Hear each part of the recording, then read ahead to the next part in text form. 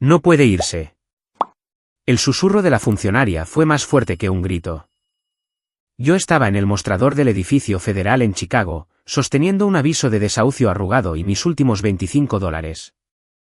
No estaba allí de vacaciones. Estaba desesperada por conseguir un trabajo de conserje, un último intento para mantenerme a flote. Pero mientras la funcionaria escaneaba mi expediente, el aire estéril de la oficina fue cortado por un violento y palpitante rojo. Una luz estroboscópica de la alarma silenciosa comenzó a girar en la pared, proyectando un brillo rítmico y sangriento sobre el mostrador. 2 guardias armados se adelantaron, con las manos suspendidas sobre sus pistoleras con intención letal. Las manos de la funcionaria temblaban mientras me miraba, su rostro sin una gota de color. Señora, dijo sin aliento. Este número de seguro social pertenece a una niña que murió en 1991. Sentada aquí con mi café, viendo el mundo pasar, me sorprende lo frágil que es realmente nuestra realidad. ¿Cuál es tu bebida o momento del día favorito en este momento? Realmente espero sus comentarios. Pero volviendo a esa fría oficina en Chicago, donde la única vida que conocía estaba a punto de desvanecerse. La luz estroboscópica roja continuaba su pulso frenético, pintando los rostros de los guardias con destellos de advertencia. Mi corazón era un pájaro atrapado, pero mi mente ya se había enfriado. Justo cuando sonó el ascensor, la tensión de los guardias se rompió. Un hombre con un traje negro a medida salió, caminando a través del perímetro armado con la facilidad de alguien que era dueño del aire que respiraba. No miró las armas ni a la funcionaria aterrorizada. Me miró directamente a mí, con los ojos llenos de un reconocimiento que me aterrorizó más que las Glock 17 que apuntaban a mi pecho. Se detuvo exactamente a 2 pies de distancia y susurró 3 palabras que incineraron toda mi realidad. Bienvenida de nuevo, Eleya nena. No me leyó mis derechos. En su lugar, me llevó a una oficina insonorizada que olía a granos de espresso caros y a cuero envejecido. Era un mundo que solo había visto a través de las ventanas de las casas que limpiaba. Me sirvió un vaso de agua con hielo, y el sonido de los cubos contra el cristal fue el único ruido en la habitación. Al tomar un sorbo, el penetrante y rico aroma del café me llegó, y me revolvió el estómago. Durante 14 años, mi aroma característico había sido la lejía de grado industrial y el aire húmedo y estancado del cuarto de lavado donde dormía. El hombre, el agente Bradley, deslizó una gruesa carpeta de manila sobre el escritorio de caoba. La abrió para revelar una representación digital y una foto de progresión de edad de una mujer joven. La prueba rápida de ADN que comparamos con la base de datos del caso sin resolver de 1991 llegó hace 10 minutos. Es una coincidencia del 99,9%, Eleya nena. No eres solo un parecido. Eres una certeza biológica. Tenía mi mandíbula, mi nariz exacta y mis ojos. Pero no parecía que pasara sus noches calculando cómo sobrevivir otro mes con el salario mínimo. Parecía amada. Tu nombre es Eleya nena Hayes, dijo Bradley suavemente. Eres la única heredera de un imperio inmobiliario y tecnológico de Silicon Valley valorado en $400 millones. No fuiste abandonada, y no fuiste un error. Fuiste secuestrada en un parque en 1991. La palabra secuestrada debería haberme destrozado. Debería haber sentido que las paredes se cerraban. Pero en lugar de eso, se sintió como un balance que finalmente se cuadraba. Todos los años que Gary, mi padrastro, me había mirado con asco, llamándome carga y parásita, de repente cobraron sentido. No había sido un tutor sin amor. Había sido un carcelero vigilando la escena de un crimen. No me había mantenido por la bondad de su corazón. Había estado usando mi identidad robada como una suscripción a una vida que no se había ganado, y yo pagaba la factura con sangre y sudor. No lloré. No pedí un abrazo. Miré a Bradley a los ojos y sentí la primera oleada de una claridad clínica y afilada. Esto ya no se trataba de una niña desaparecida. Esto era una adquisición hostil. Gary había pasado 14 años sobregirando mi compasión, creyendo que estaba demasiado rota como para revisar el libro de cuentas. Estaba equivocado. La víctima que pensó que había preparado para el silencio estaba muerta. La testigo estaba despierta. Y yo no quería una disculpa. Quería una rendición de cuentas de cada centavo, cada minuto y cada aliento que me había robado. ¿Qué pasa ahora?, pregunté, mi voz tan firme como el mazo de un juez. En mi mente, el horizonte de Chicago se desvaneció, reemplazado por las paredes húmedas y grises del cuarto de lavado de Gary. Ese era mi espacio designado. Gary ni siquiera me había dado la dignidad de mi nombre real. Me llamaba June, un sustituto para la vida que estaba borrando lentamente. Recuerdo verlos a través del gran ventanal del comedor. Gary y su hija biológica, Kale, se sentaban bajo el cálido y dorado resplandor del candelabro, cortando gruesos y sangrantes filetes que costaban más de lo que yo ganaba en una semana. Podía oír el tintineo de las copas de cristal, un sonido que representaba un mundo que me dijeron que no merecía tocar.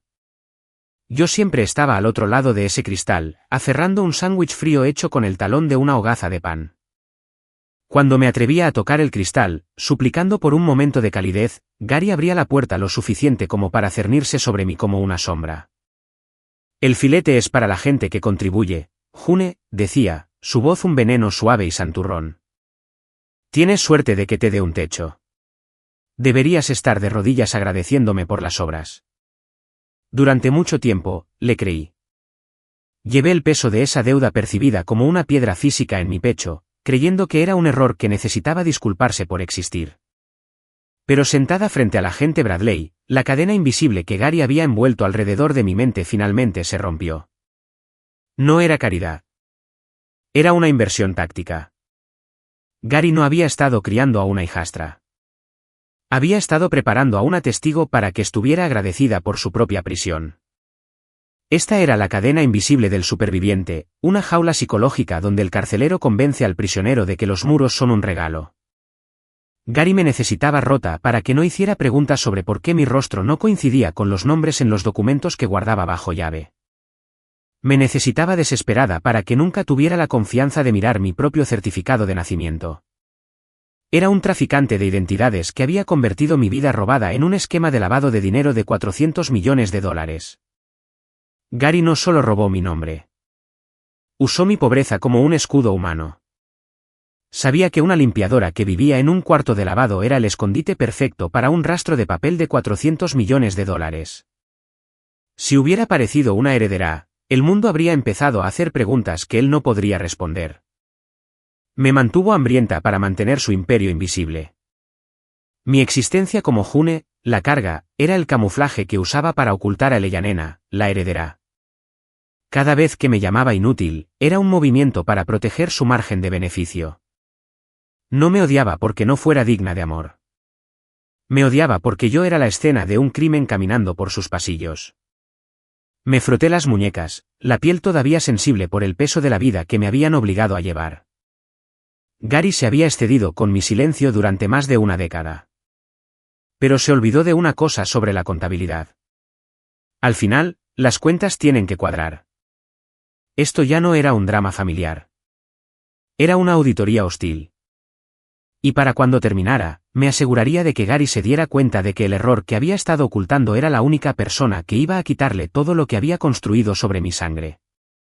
La puerta de la oficina insonorizada no solo se abrió. Explotó hacia adentro con una violencia que hizo añicos el silencio. Ni siquiera tuve tiempo de gritar antes de que dos agentes uniformados irrumpieran en la habitación, con las manos sobre sus armas con una intención practicada y letal. Y entrando detrás de ellos, caminando a través del perímetro federal como si entrara en su propia sala de estar, estaba Gary. No llevaba las camisas de franela manchadas con las que estaba acostumbrada a verlo. Llevaba un traje de lana caro y perfectamente entallado, la tela brillando bajo las luces estériles de la oficina. No miró al agente Bradley. Me miró directamente a mí, y sus ojos no estaban llenos de la ira que esperaba. Estaban muertos. Aléjese de la sospechosa, ladró, su voz resonando en las paredes de cristal como un mazo. Bradley se mantuvo firme, colocando su cuerpo entre los agentes y yo. Esta es una investigación federal, Gary, dijo Bradley, su voz bajando a un tono peligrosamente bajo. Usted no tiene jurisdicción aquí. Pero Gary no se inmutó. Como exfiscal, sabía exactamente dónde se escondían las grietas del sistema. Había manipulado sus viejos contactos para eludir la seguridad del vestíbulo, mostrando una orden de tutela de emergencia y afirmando que yo era una pupila mentalmente inestable que se había vuelto rebelde. No solo estaba allí como un padre. Estaba usando como arma un tecnicismo legal local para invadir un bastión federal, apostando a que su estatus intimidaría a cualquiera que se interpusiera en su camino. Golpeó un trozo de papel doblado sobre el escritorio de caoba con un ruido nauseabundo. Tengo una orden firmada por un juez del condado hace 15 minutos, se burló Gary. Hurto mayor, cargos de delito grave. Me señaló con un dedo, el mismo dedo que me había tocado el pecho 1000 veces mientras me decía que era un error. Esa mujer robó $120,000 en bonos de legado de mi habitación antes de huir esta mañana. La voy a poner bajo custodia. Eso es mentira. Grité, la claridad clínica en mi cabeza momentáneamente eclipsada por una oleada de indignación pura. Pero Gary solo sonrió, una expresión fría y calculada que me dijo que había planeado este movimiento mucho antes de que yo entrara en este edificio. Asintió a sus agentes. Espósenla. Uno de los agentes me agarró el brazo y me lo torció detrás de la espalda con suficiente fuerza como para que mi hombro se dislocara. Grité, el dolor me cegó por un segundo, pero no supliqué. Miré a Bradley, buscando al salvador que prometió ser. Vi el cálculo en sus ojos mientras Gary se acercaba, pecho con el agente federal. Cuidado, agente, susurró Gary, su tono goteando una suave amenaza legislativa. Este es un crimen estatal, circunstancias apremiantes. A menos que quiera obstruir un arresto por delito grave y que conste en acta, se hará a un lado. Bradley dudó.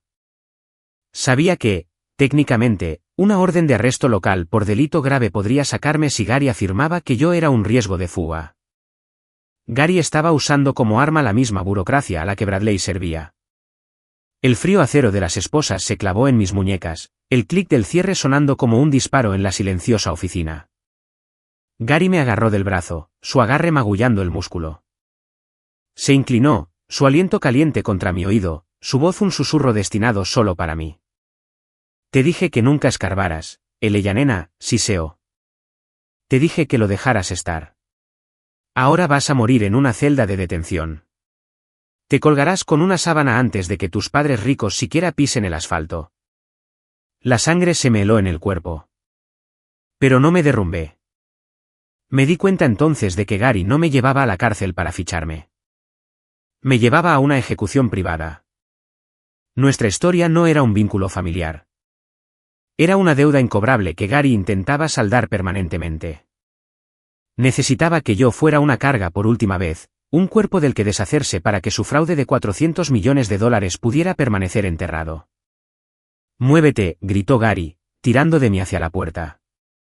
Mientras los agentes comenzaban a arrastrarme hacia el ascensor, sentí el peso familiar de la personalidad de June tratando de tomar el control, la parte de mí que estaba entrenada para ser una prisionera silenciosa y sumisa. Pero esa chica se había ido. Gary había pasado 14 años haciéndome invisible. Pero hoy, yo iba a ser lo más visible en todo su mundo. El pasillo se extendía como un túnel estéril. Las luces fluorescentes del techo se volvieron borrosas mientras los agentes me llevaban medio a la fuerza hacia los ascensores. La mano de Gary era un tornillo de banco en mi bíceps, sus dedos hundiéndose en la tierna carne entre el músculo y el hueso. Ese agarre, lo conocía. No luché contra su fuerza. No me aparté. En lugar de eso, hice algo que Gary no esperaba. Me dejé caer completamente flácida. Dejé caer todo el peso de mi cuerpo al suelo en un solo movimiento repentino. Es un truco que aprendes cuando te obligan a mover muebles pesados sola. El peso muerto es imposible de mover con elegancia. La caída repentina tomó por sorpresa a la gente a mi izquierda.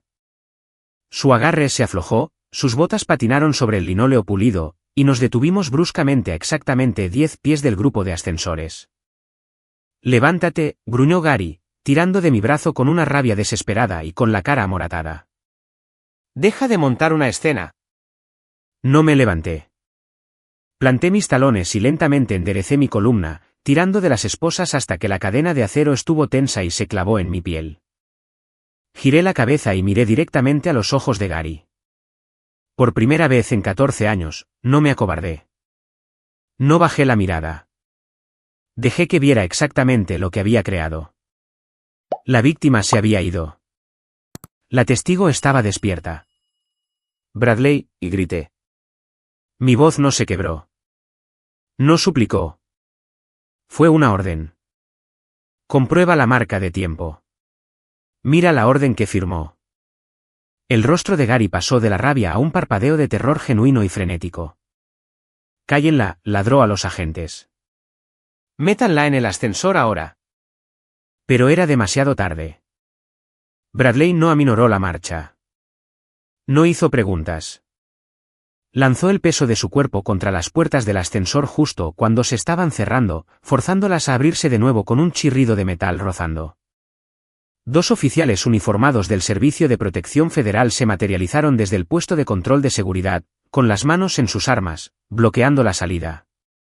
«Alto ahí», ladró Bradley. Su voz no era el tono tranquilo y tranquilizador que había usado en la oficina. Era la voz de un hombre que comandaba fuerzas de tarea federales. «Nadie se mueve. Esto es territorio federal. Soy un exfiscal y un tutor familiar ejecutando un arresto legal», rugió Gary, con el sudor ahora perlado en su frente. «Déjeme ver la orden», exigió Bradley, extendiendo la mano. No preguntó. Esperó. Gary apretó el papel contra su pecho por una fracción de segundo, el movimiento de un jugador de póker que esconde una mala mano. Luego, al darse cuenta de que tenía 3 armas federales apuntando en su dirección general, le arrojó el papel arrugado a Bradley. Léalo y llore, agente. Hurto mayor. Firmado a las 8 en punto de esta mañana. Bradley abrió el papel de un tirón. Lo escaneó una vez, luego miró el reloj digital sobre el mostrador de seguridad. Luego miró los monitores de seguridad detrás del puesto del guardia. Una calma fría y aterradora se apoderó de él. «Eres descuidado, Gary», dijo Bradley, su voz bajando a un susurro que se sintió como hielo. Giró el papel para que los agentes pudieran verlo. Esta orden fue firmada a las 8 en punto, pero las cámaras de mi edificio registraron a Hayes entrando por los detectores de metal del norte a las 7:45 de la mañana. El vestíbulo quedó en silencio absoluto. «Ha estado bajo custodia federal desde que entró», dijo Bradley, acercándose a Gary, invadiendo su espacio. «A menos que pueda teletransportarse, no podría haber robado $120,000 en bonos de su casa a las 8 si estaba en mi vestíbulo 15 minutos antes». Los agentes que me sostenían aflojaron su agarre como si mi piel se hubiera convertido de repente en fuego. Se miraron entre ellos, luego a Gary. Se dieron cuenta de que no estaban ejecutando un arresto legal. Eran cómplices de un secuestro en curso. Gary se quedó solo en el centro del círculo, su autoridad evaporándose como la niebla en un horno. Su poder alquilado se acababa de quedar sin crédito. «Libérenla ahora», ordenó Bradley, su voz resonando con el peso del mando federal. Me arrastré hacia atrás por el suelo pulido, poniendo distancia entre yo y el hombre que me había robado la vida durante 31 años. El rostro de Gary era una máscara de rabia púrpura y palpitante. Al darse cuenta de que no podía salir de esta con palabras, finalmente se quebró. Los ojos de Gary estaban inyectados en sangre, su fachada de sofisticado fiscal se hizo añicos en pura y maníaca desesperación. Ya no le importaban las cámaras federales ni los guardias armados. Era un hombre viendo cómo se desvanecía un imperio de $400 millones, y estaba dispuesto a quemarlo todo con él. «No me iré sin ella», gritó Gary, su voz quebrada por la desesperación. Su mano voló a su cinturón. Arrancó su taser de la funda, el plástico amarillo brillando bajo las luces del vestíbulo. Lo apuntó a Bradley. «Atrás», gritó. «Me llevo a esta sospechosa bajo custodia». Estaba apuntando a un agente federal a punta de pistola en un edificio federal. Gary sabía que todo había terminado. Era solo un animal acorralado tratando de sobrevivir los próximos 5 minutos. Los guardias reaccionaron al instante. 3 Glock 17 se levantaron en perfecta sincronización, sus cañones apuntando directamente al pecho de Gary. «Suelte el arma», ordenó Bradley. «Ahora». Por un momento, pareció que Gary podría obligarlos a dispararle. Luego, la locura se drenó de sus ojos, reemplazada por la hueca comprensión de un hombre que había perdido su ventaja.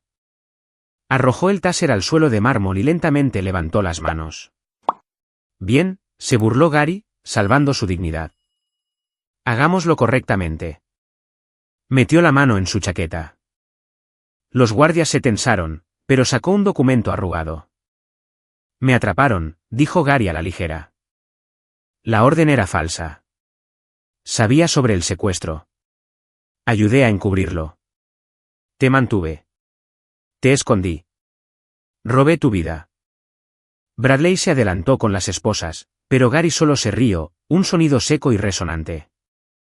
No, no estoy bajo arresto, dijo Gary. Revisen el calendario. El secuestro ocurrió en 1991. El plazo de prescripción para el secuestro y el fraude expiró en 2011. El vestíbulo quedó en silencio absoluto. No pueden tocarme. Yo me voy, y legalmente, sigues siendo incompetente. Yo controlo tus activos. Tienes razón sobre el plazo de prescripción, dijo Bradley, su voz bajando a una calma aterradora que detuvo a Gary en seco. Pero olvidaste una regla. Bradley levantó un grueso expediente del escritorio. La doctrina del fideicomiso constructivo. Dejó caer el expediente sobre el mostrador con un golpe que sonó como el cierre de la tapa de un ataúd. Tú no eres dueño de la propiedad obtenida a través del fraude, Gary. A los ojos de la ley, simplemente la mantienes en fideicomiso para la víctima.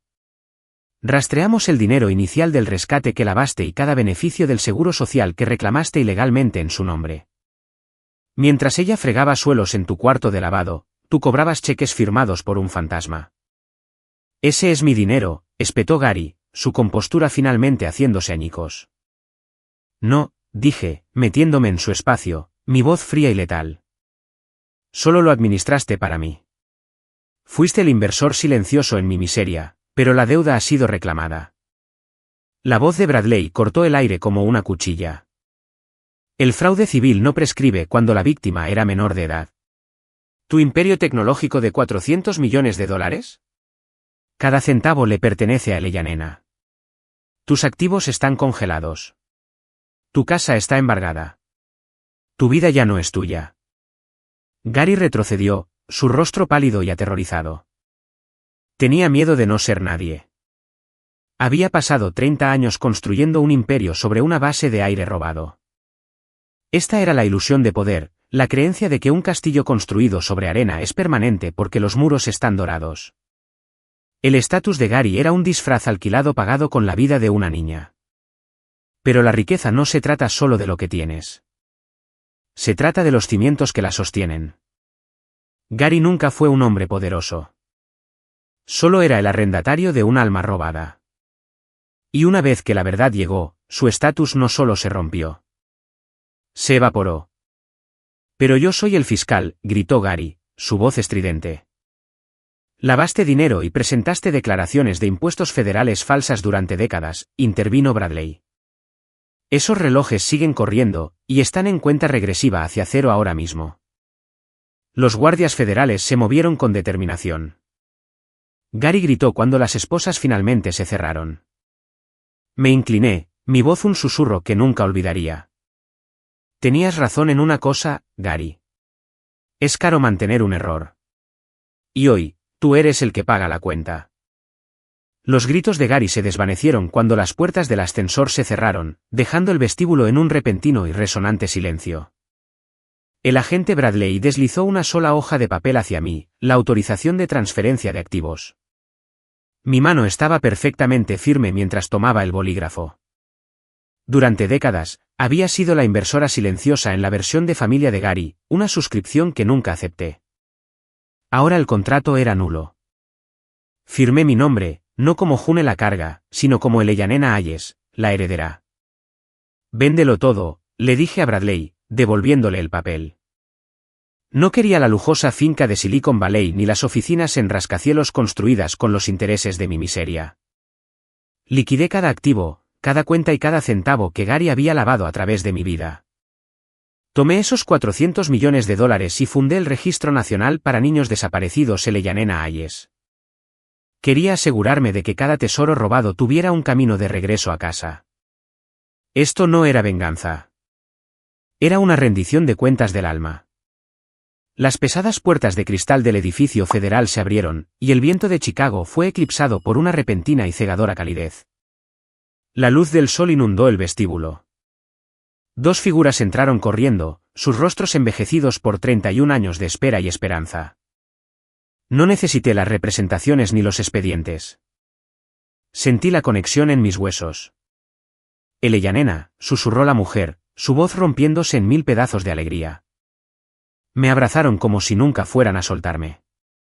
Y por primera vez en mi vida, el suelo bajo mis pies no parecía que fuera a desaparecer. He llegado a darme cuenta de que a menudo nos enseñan que la lealtad a la familia es una deuda que nunca podremos pagar. Pero como descubrí, a veces esa deuda percibida es solo un arma utilizada por los carceleros para mantenerte en una prisión de tu propia gratitud. Gary pasó años tratando de convencerme de que no era digna de amor para que nunca buscara mi propia luz. Necesitaba que creyera que era un error para que no me diera cuenta de que yo era la evidencia. Si te encuentras en una situación similar, recuerda que tu valor no es algo que alguien más te otorga. No es una etiqueta que tengas que ganarte de personas que solo te ven como útil. No tienes que hacerte pequeña para encajar en la sombra de otra persona. El perdón no siempre es para la otra persona. A veces es la única manera de liberarte de las etiquetas que intentaron tatuar en tu corazón. No estás rota, y no eres una carga. Eres un tesoro que estaba escondido, esperando el coraje para finalmente verte a ti misma. Si esta historia te recordó tu propia fuerza, pulsa ese botón de compartir. Necesitamos llegar a aquellos que todavía están esperando que su propia luz atraviese la oscuridad. No olvides suscribirte para unirte a nuestra comunidad de supervivientes. Nos vemos en la próxima.